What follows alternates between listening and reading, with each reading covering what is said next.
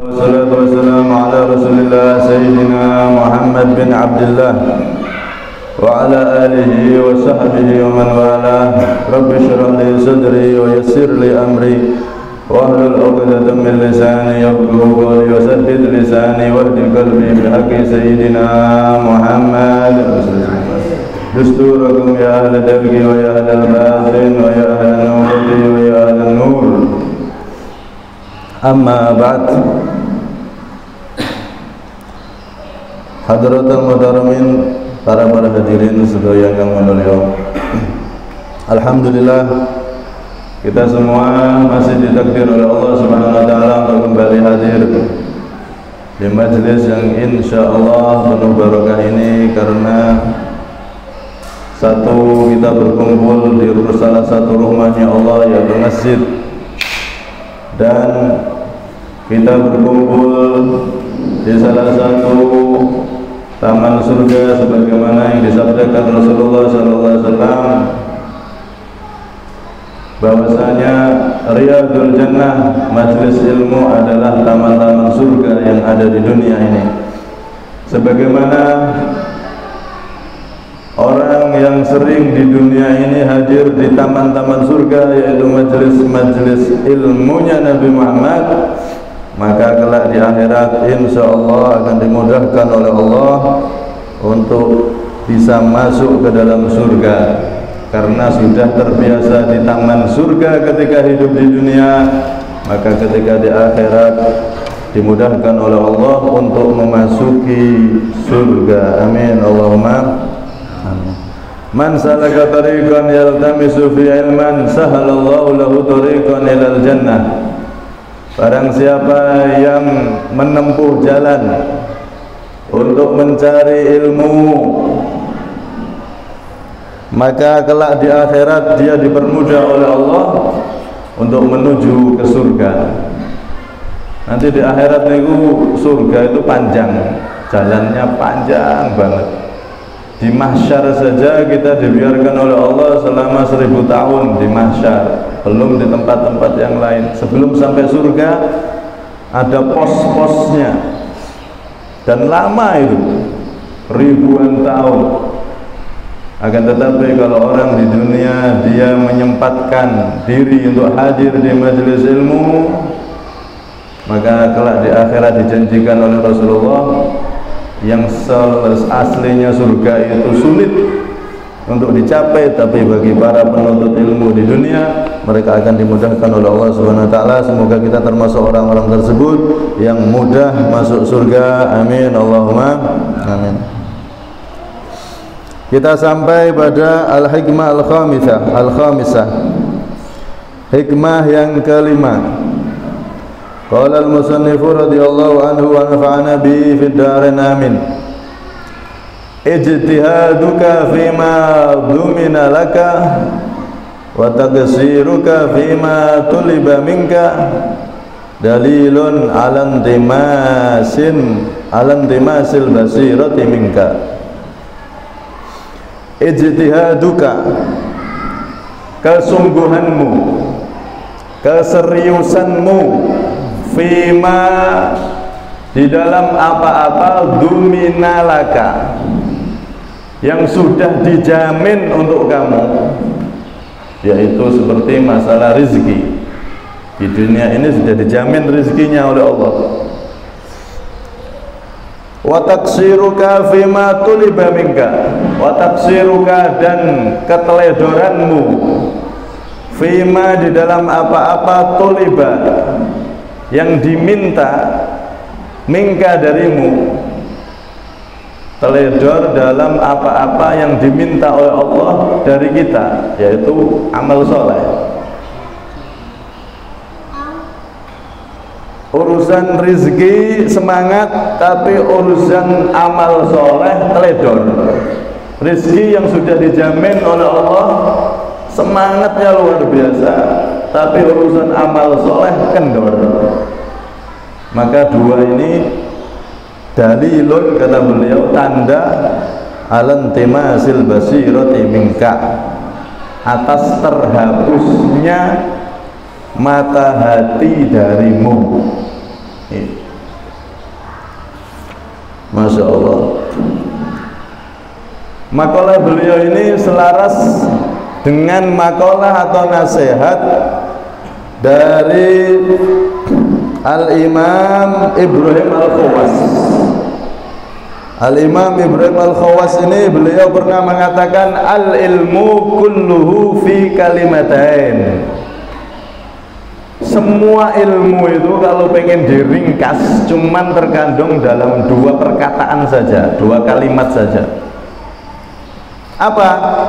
Yang pertama yaitu la tatakallaf ma kufit. Jangan kamu memaksakan diri terhadap sesuatu yang sudah dicukupi. Ya tadi itu rezeki, dihabiskan tenaganya untuk cari rezeki, ibadahnya hilang semua. Jangan seperti itu. Yang kedua, wala tudayyi' mastukfik, dan jangan kamu sia-siakan sesuatu yang kamu diminta untuk mencukupi, untuk menjalankannya, yaitu amal soleh.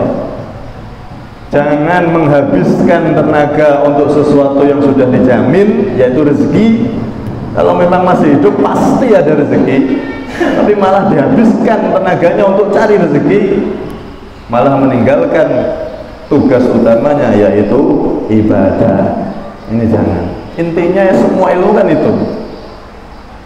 Dunia ini harus kita taruh lebih bawah daripada urusan akhirat. Intinya itu toh. Dari Nabi Adam diutus Nabi Nuh, Nabi Ibrahim, Nabi Musa, Nabi Isa, Nabi semuanya itu sampai Nabi kita Muhammad. Intinya agar apa? Menyadarkan kita jangan sampai urusan dunia ini lebih tinggi daripada urusan akhirat. Intinya sudah itu. Semua ilmu kata beliau intinya cuma itu, ngajak manusia sadar bahwasanya urusan dunia itu jangan sampai melebihi akhirat kita. Karena itu di sini kalau kita urusan dunia semangat ibadah kendor, ini tanda mata hati kita ini sudah terhapus. Hati kita ini mata hatinya sudah terhapus. Kalau diteruskan bisa keras, kalau diteruskan bisa mati hati itu. Hati kalau sudah mati, na'udzubillah min dzalik, diceritain neraka ketawa, tidak ngerti. Diceritai surga tidak kepingin. Sama seperti mayat ditawari sate, enak ini, dia tidak kepingin, mau mati. Yang pas ada ular sebelahmu, dia tidak wedi, mau mati. Begitu juga hati itu, kalau mata hati sudah tertutup, tidak bisa lihat kebenaran, tidak bisa memandang dengan pandangan yang benar, akhirnya lama-kelamaan akan keras. Setelah keras lama-lama akan mati. Na'udzubillah min dzalik. Karena itu di sini beliau ngajak kita untuk koreksi diri, jangan koreksi orang lain, koreksi diri kita. Kita ini termasuk hatinya masih hidup, mata hatinya masih melihat, apa sudah buta? Tandanya cuma dua ini. Urusan dunia kok semangat luar biasa, urusan akhirat kok kendor, tidak ada semangat sama sekali. Maka ini tanda hati kita sudah mulai hilang mata hatinya, sudah mulai buta. Na'udzubillah min dzalik. Karena itu kalau kita teliti, kebanyakan dari kita kan ngoten nggih. Nek wis urusan masalah karir dunia, semangat. Contoh sekarang masalah pendidikan misal.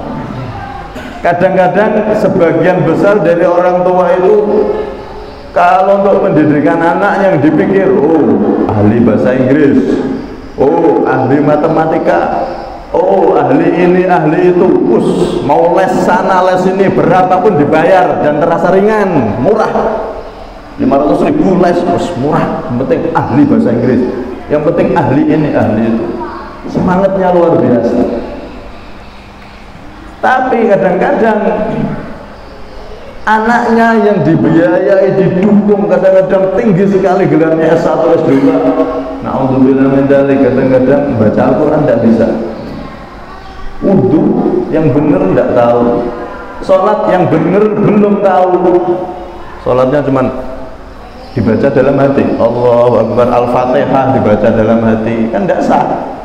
Harus pakai suara sekira telinga kita dengar. Nggak boleh bacaan sholat itu dibaca di dalam hati, tidak oleh.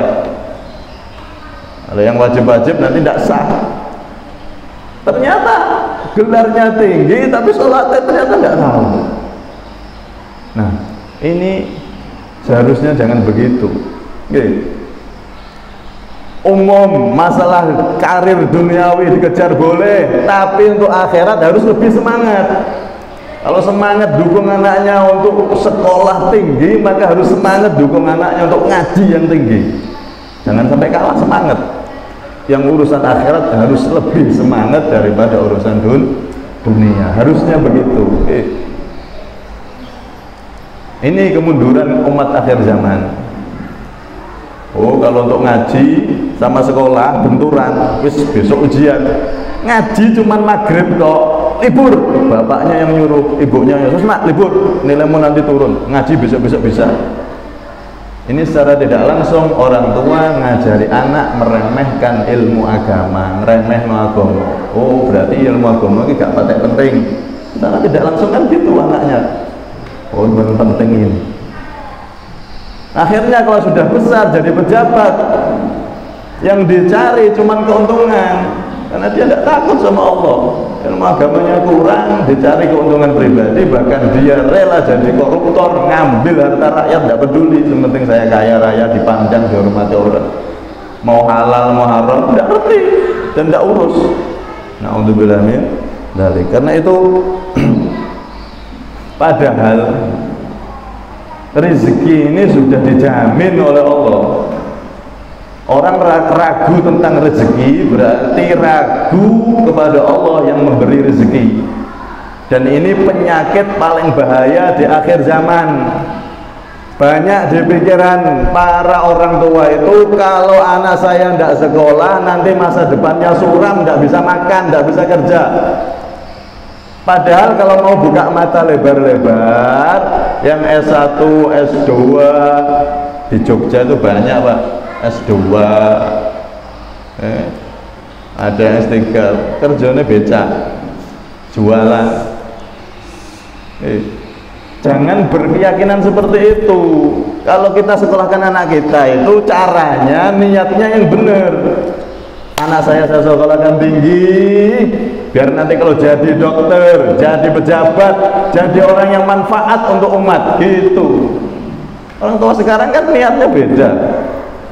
Semangatnya, wah anakku nanti udah jadi dokter, jadi pejabat, gajinya tinggi, enak hidupnya, dapat uang banyak. Niatnya dapat tulus. Bukan niat anaknya jadi anak yang manfaat besar untuk umat. Tapi niat dari awal tak sekolah nosok naik kerja ben penak. Urusannya kok duit sih? Anak kita tuh lebih mahal daripada dunia seisinya ini. Lebih mahal anak kita, sampai akhirat tuh anak kita nanti. Kalau dia jadi orang soleh, pejabat soleh, dokter soleh, apalagi dia jadi ulama, punya anak 5, 4, 1, ambil 1, pondokkan, ngajikan, jadikan ulama. Jangan semuanya 5, tidak ada satupun yang jadi pewarisnya Nabi jadi ulama. Ambil 1 anak, fokus untuk belajar agama. Ini jadi ulama, nanti yang nasihati kakak-kakaknya, kakaknya jadi dokter, jadi pejabat, jadi ini bagus. Dua-duanya sampai dapat. Jangan semua malah dijadikan karir duniawi kabeh, bahkan ngajinya hilang, ya akhirnya rugi, Pak. Rugi. Bukan berarti orang yang tinggi jabatannya, tinggi karirnya itu jelek, tidak. Maksudnya bukan seperti itu. Kita ini kadang-kadang terlalu semangat ke sana, akhirat kita buang, gitu loh. Itu yang salah. Niatnya anaknya sekolah tinggi, tapi niatnya urusan duit, urusan gaji, biar anak saya nanti enak hidupnya. Loh, urusannya kok duit sih? Anak kita ini aset paling mahal.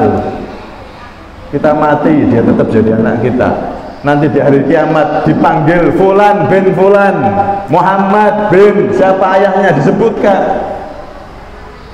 Anak ini adalah harta yang tak ternilai harganya. Jangan malah diarahkan cuma urusan uang, jangan.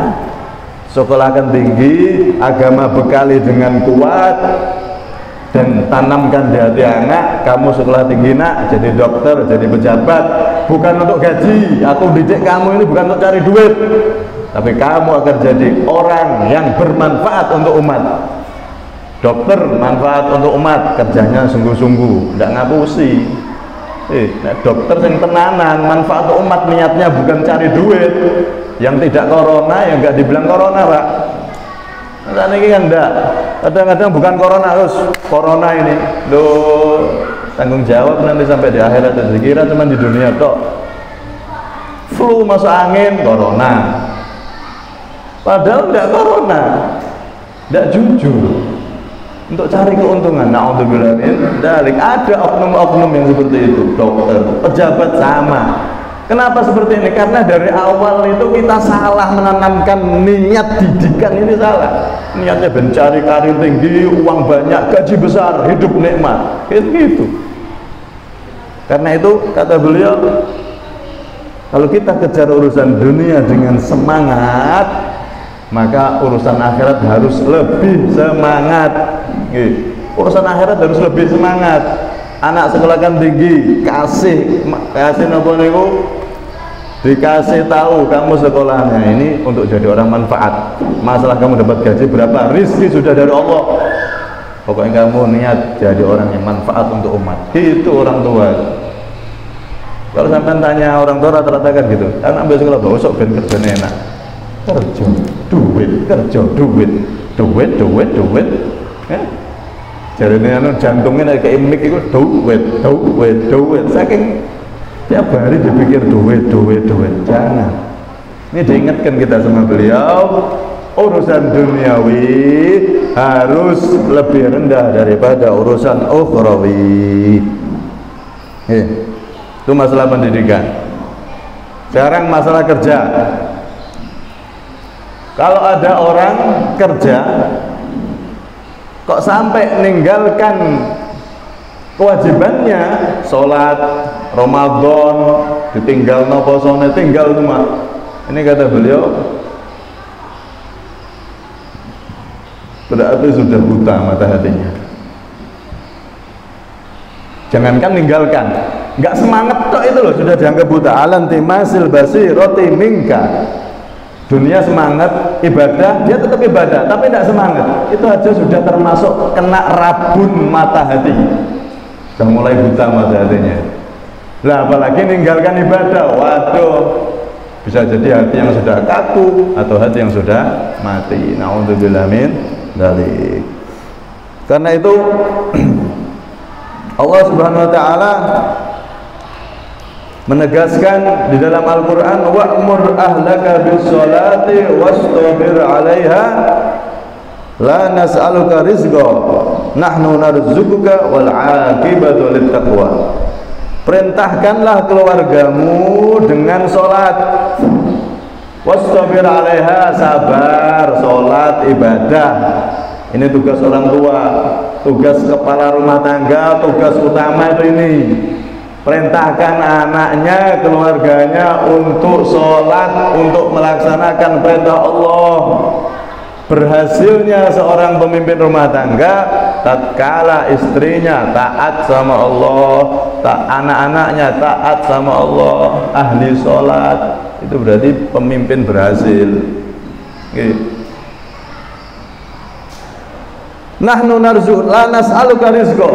Perintahkan keluargamu untuk sholat, sabar ngelakoni sholat, sabar ibadah, sabar taat selama hidup masih dikandung badan, sabar, tetap taat, tetap sholat. La nas'aluka rizqa. Aku kata Allah tidak minta rizki, tidak minta bayaran dari kamu. Aku yang akan membayar kamu, yang ngasih rizki kamu. Duh, rizki ini sudah dijamin sama Allah. Penyakit akhir zaman itu yang menyebabkan banyak orang suul khotimah itu ragu dengan rezeki. Kalau saya tidak gini, tidak gini. Kalau saya tidak punya ini, tidak bisa begini. Jangan. Usaha boleh, tapi ragu jangan. Kalau masih hidup pasti dikasih rezeki sama Allah. Wa ma min dabbatin fil ardi illa 'ala Allahi rizquha. Tidak ada satupun yang bergerak di muka bumi ini kecuali rizkinya sudah dijamin oleh Allah. Rizki untuk hidup itu sudah dijamin oleh Allah. Tapi kalau rizki untuk gaya hidup ini yang tidak dijamin sama Allah. Repotnya kita tuh itu. Nek rizki untuk hidup dijamin sama Allah. Tapi nek rizki untuk gaya hidup ini pengen ini, nah itu yang nggak dijamin sama Allah. Itu yang biasanya menjadikan orang lupa. Pengen rumah besar, saya harus kerja keras dapat rezeki banyak. Bayangannya nanti saya punya mobil, punya, harus kerja keras, peras tenaga mumpung masih muda. Ternyata memang bagiannya dia jadi orang miskin. Kerja mulai kecil, mulai muda, sampai mau nikah masih tidak punya apa-apa. Ya Allah, sholatnya tidak sholat, ibadahnya tidak ibadah. Na'udzubillah min dzalik. Rezeki itu sudah dijamin oleh Allah Subhanahu wa taala. Kaya miskin sudah jaminan dari Allah. Pokoknya usaha, okay. Jangan sampai usaha itu mengalahkan semangat kita dalam ibadah. Loh, tapi kan orang cari rezeki itu kan ibadah, bener, okay. Tapi tidak semua orang cari rezeki itu ibadah. Maksudnya gimana? Harus memenuhi syarat dan ketentuan. Orang cari rezeki bisa disebut ibadah kalau dia dipanggil Allah ibadah, dia berangkat ibadah. Maksudnya apa? Maksudnya niku nek ana wong kerja, enek adzan, Allahu Akbar, Allahu Akbar, dia berhenti sholat. Nah berarti kerjanya itu dinilai ibadah. Setelah sholat kerja lagi, nah kerjanya dinilai ibadah. Kata Al Habib Abdul Qadir bin Ahmad radhiyallahu anhu arda, yang intinya beliau mengatakan orang kerja kalau meninggalkan sholat jamaah kerjanya tidak ditulis ibadah. Dusta berarti. Itu berarti karena kemalasannya, malese, alasan malese. Tidak ada semangat dalam meraih ibadah kepada Allah. Orang kerja ditulis ibadah itu kalau berhenti sholat jamaah. Berat ya? Berat. Nah, kalau enggak berarti kerjanya itu bukan karena ibadah. Nah niat kerja itu niat ibadah, dipanggil Allah ibadah pasti ibadah. Ditinggal dulu ibadah. Akhirnya barokah kerjaannya. Kayak orang-orang Mekah nih, ceritain orang-orang yang haji nih ya. Nah adzan Allahu Akbar tutup. Ya udah tutup dulu sholat. Ada pelanggan banyak, ada pembeli banyak, stop. Ayo sholat dulu, tutup. Tinggal ke masjid. Subhanallah, kaya mereka. Karena kerjanya ibadah. Nah kita kan sulit ya ngelakuin ini sholat itu. Nah kalau kita belum bisa seperti itu, minimal di hati itu ada rasa salah. Pas ada adzan kita kerja tidak bisa berhenti karena kotor semua. Aduh gak iso ini berhenti. Nanti saya pengen sholat agak akhir 4:30 misalnya kalau asar atau jam 5. Nah, minimal di hati itu ada penyesalan. Astagfirullah. Loh, kata ulama itu di hadis disebutkan ya, man asifa ala dunya fatathu iktaraba minan nar masirata alfi sanah. Ngeri nih hadisnya. Barang siapa yang merasa susah atas suatu dunia yang lepas dari dia, susah, waduh jane aku kemarin tuh nak gelem dapat untung banyak, aduh, atau kehilangan, waduh duitku kok hilang, susah karena sesuatu dunia yang hilang. Nek susah biasa tidak apa-apa, ini susahnya nemen kepikiran maca Quran, sholat gak wiling, gak kusuk kabeh, dunianya sudah masuk ke hatinya. Baca Quran iling duitnya yang hilang, iling semua iling terus. Orang yang susah dunia yang lepas dari dia, yang hilang dari dia, susah karena dunia. Apa dalam riwayat itu disebutkan dia tuh seakan-akan mendekat ke neraka selama 1000 tahun perjalanan. Kayak wong melaku berjalan 1000 tahun itu berapa kilo nih Bu? Nah dia berarti mendekat ke neraka sedekat itu, sejauh itu. Sebaliknya Wa man asifa ala akhiratin fatathu igtaruba minal jannati masirata alfi sanah. Sebaliknya kalau ada orang merasa menyesal, ya Allah kok ndak iso jamaah ya. Nyesel karena ada amal akhirat yang lepas, nyesel. Dia berarti mendekat ke surga selama 1000 tahun perjalanan. Jadi penting nih, nyeseli akhirat, amal akhirat yang lepas itu penting. Nyesel, ya Allah gak iso jamaah, ya Allah kok iso, ya Allah kok saya ndak iso sholat tepat waktu, ya Allah saya kok ndak iso baca Quran. Nyesel. Ini kita fadilahnya besar, mendekat ke surga selama 1000 tahun perjalanan. Masya Allah. Karena itu Nabi ngajari sahabatnya, menggembleng sahabatnya yang dulunya itu duniawi banget, glamor banget. Orang kafir Quraisy dulu sebelum ada Nabi, sebelum Nabi berdakwah, itu kan pikirannya dunia tok, uang, kaya, wanita, jabatan, terus itu tok orang kafir Quraisy itu. Tidak ada yang lain hidupnya, cuman itu perang ke sana, ngerampok sana, tiap hari urusannya duit, pangkat, wanita, harta, terus itu tok.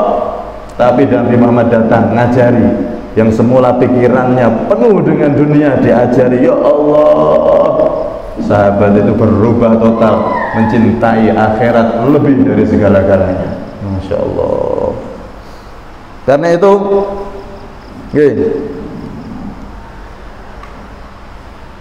kalau kita nggak bisa ke masjid ketika kita kerja, ada penyesalan di hati. Astagfirullah, astagfirullah, baca istighfar. Yang lebih hebat lagi, kalau memaksakan menjadwal dengan semangat di jadwal, saya harus berhenti jam ini, sholat dulu. Masya Allah. Tapi kalau saya kerja tempat orang gimana? Izin sama orangnya, saya mau sholat jadwal ini, saya mau jamaah Pak. Pasti boleh, nanti kalau sampai izinnya bagus-bagus, pasti boleh. Karena semangat untuk meraih kedekatan kepada Allah Subhanahu wa Ta'ala. Ya, saking pentingnya jamaah ini, Al-Habib Alwi bin Abdullah bin Syihab itu sampai-sampai dulu beliau pernah berceramah itu dengan suara yang tegas, menggelegar, memanggil orang-orang yang saat itu mulai malas ke masjid. Apa kata beliau? Aina rijalul masajid? Mana itu para orang-orang hebat yang ada di masjid? Mana itu pendekar-pendekar masjid? Orang-orang kuat. Mana itu orang-orang kuat yang di masjid? Sing kuat niku sing kuat di masjid, Pak. Nggih.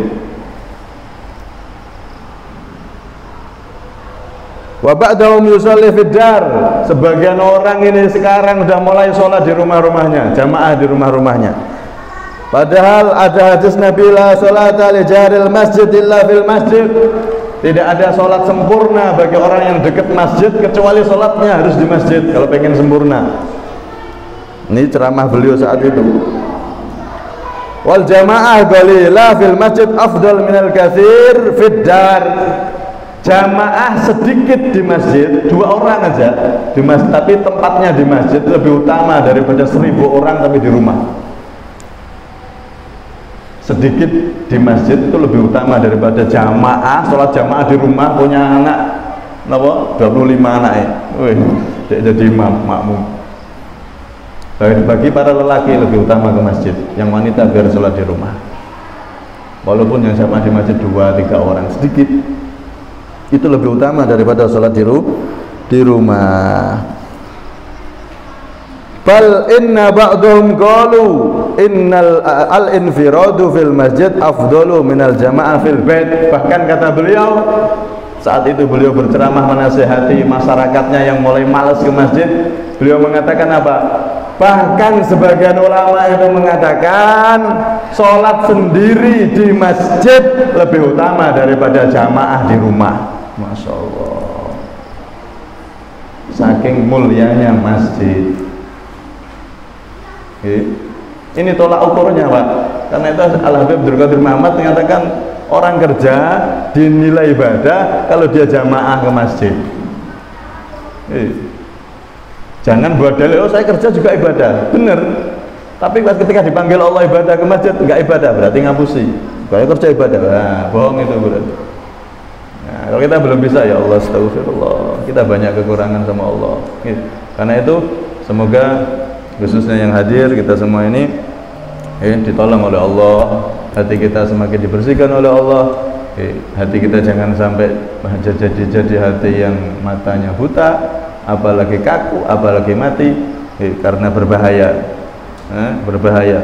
Orang yang selamat itu kalau dia membawa hati yang sehat ketika dia mati. Semoga hati kita jadikan hati yang bersih, hati yang sehat, dan kita dibimbing oleh Allah bisa untuk berjamaah, terutama yang dekat-dekat di masjid. Kalau yang jauh ya minimal seminggu, seminggu sepisan. Niki kalau niatnya nggih ngoten, minimal lah ya Allah kakean dosa. Minimal seminggu sepisan, seminggu sekali kita kumpul semacam ini dari maghrib sampai isya kita i'tikaf. Nah, semoga semua kekurangan kita diampuni oleh Allah Subhanahu wa taala. Ada satu napa niku nasihat dari Wasal Qarni, la tafutu ahadan salatun fi jamaah illa bidambin. Tidaklah lepas satu sholat dari seseorang tanpa jamaah kecuali lepasnya itu karena punya dosa. Nah, pengen kita masih punya dosa apa enggak? Sholatnya jamaah apa enggak? Nah, ada satu sholat yang lepas enggak berjamaah, berarti kita masih punya dosa. Ukurannya ngoten kata Sayyidina Wasal Qarni, Masya Allah. Mugi-mugi kula panjenengan diparingi napa niku semangat dalam ibadah, lebih semangat daripada kita mencari urusan dunia. Akhirat harus lebih semangat daripada urusan dunia, tapi itu harus perlu latihan, perlu benar-benar dipaksakan sehingga betul-betul Allah Subhanahu wa taala akan menolong kita semua. Amin Allahumma amin. Kurang lebihnya minta maaf. Amin. Assalamualaikum warahmatullahi wabarakatuh. Barakatul Fatihah.